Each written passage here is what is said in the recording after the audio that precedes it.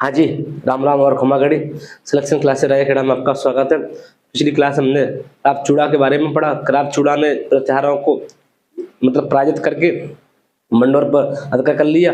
अधिकार करने के बाद जो मंडोर था उसको राजधानी बनाया और प्रत्याहारों की मदद से साम्राज्य विस्तार किया। विस्तार करने के बाद जो प्रत्याहार थे उनको जागीर प्रदान की और जागीर प्रदान करने के बाद उन्हें सामंती बनाया। और ऐसा कहा जाता है कि जो राज चूड़ा थे उसकी 3 रानियां थी। एक का नाम था किशोरी देवी, दूसरी का नाम चांद कंवर और तीसरे का नाम नीलोद। जो चांद कंवर थी उसने मंडोर में चांद बावड़ी का निर्माण करवाया। उसके बाद ऐसा कहा जाता है कि बाटियों से लड़ते हुए जो चूना थे उनका देहांत हो जाता है। उसके बाद अगला राजा बनता है आपका कान्हा। कान्हा भी बाटियों से लड़ता हुआ वीरत्व को प्राप्त होता है। उसके बाद बनता है रणमल। रणमल मारवाड़ का शासक बना, लेकिन वो रहता था मेवाड़ में। लाखा जो राणा लाखा था उसके दरबार में रहता था रणमल अपनी बहन हंसाबाई के साथ। और ऐसा कहा जाता है कि कुंभा का भाई था राघवदेव की हत्या रणमल ने करवा दी।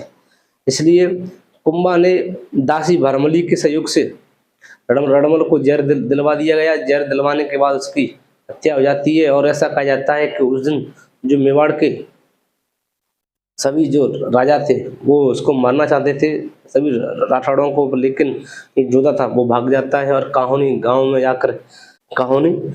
जाकर शरण लेता है। काहोनी पड़ती है आपकी बीकानेर। तो अगला राजा हम पढ़ते हैं आपका आज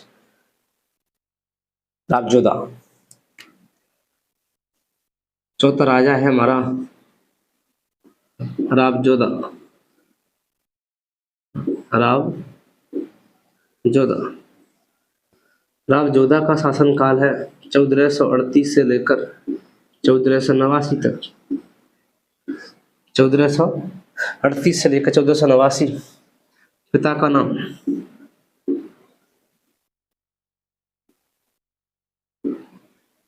रडमल, माता का नाम कोड़मदे।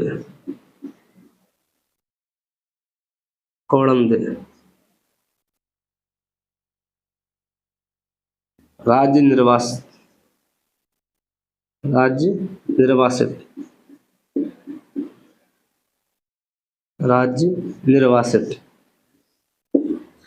1438 से लेकर 53 तक। मंडोर पर अधिकार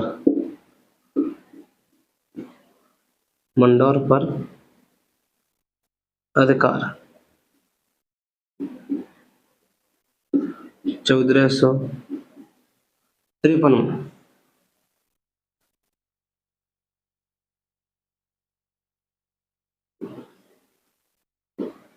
हड़बूजी के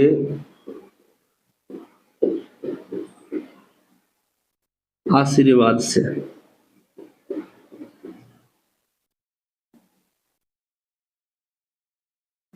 मेवाड़ मारवाड़ संधि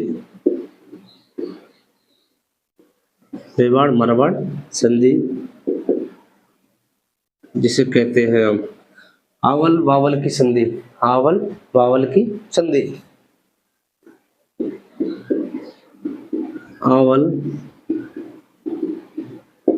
बावल की संधि, मेवाड़ मारवाड़ संधि जिसे हम आवल बावल संधि कहते हैं, जो होती है आपकी 1453 में।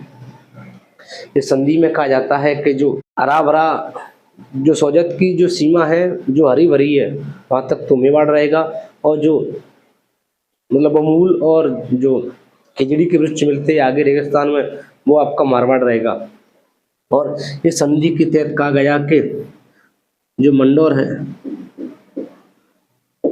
है वो पुनः जोधा को वापस दे दिया जाए। जोधा को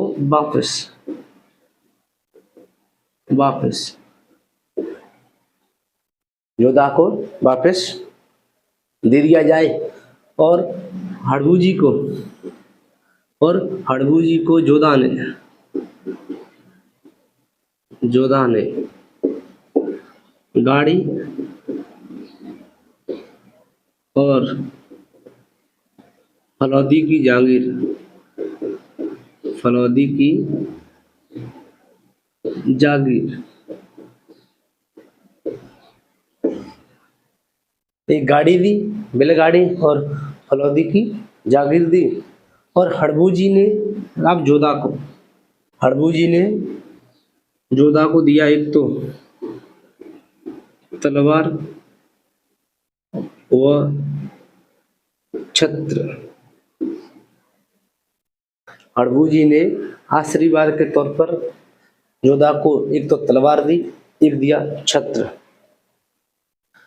और ऐसा कहा जाता है, और ऐसा कहा जाता है कि सामंत प्रथा की वास्तविक शुरुआत मारवाड़ में राव जोधा के शासन से मानी जाती है। सामंत प्रथा की वास्तविक शुरुआत मारवाड़ में राव जोधा के समय से मानी जाती है। इससे आगे बताऊं कि राव जोधा की पत्नी का नाम चंपावती, चंपावती। राव जोधा की पत्नी का नाम चंपावती। इनका एक पुत्र था दूधा। दूधा, दूधा को मेड़ता की जागीर दी, मेड़ता की जागीर प्रदान की।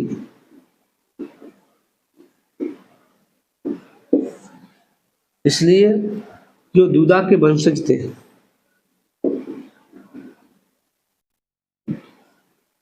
दूधा के वंशज मेड़तिया कहलाए,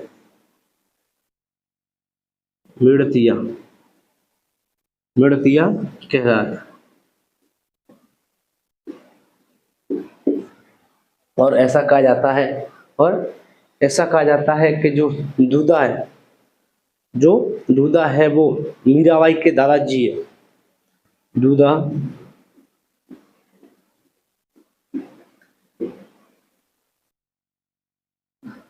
मीराबाई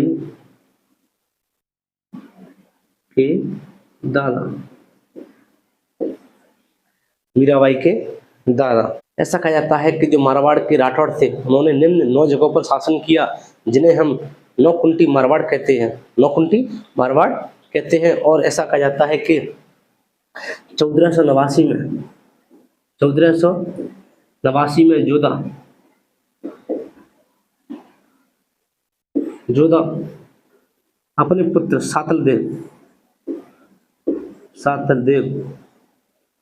सातलदेव को शासन सौंपकर यात्रा के लिए चले जाते हैं, यात्रा के लिए चले जाते हैं। अगर आपको ये क्लास अच्छी लगती है तो वीडियो को लाइक करें, कमेंट करें, शेयर करें। और ये वीडियो खासकर पुलिस, एलडीसी और रीट वालों के लिए लाभदायक रहेगी। राम राम।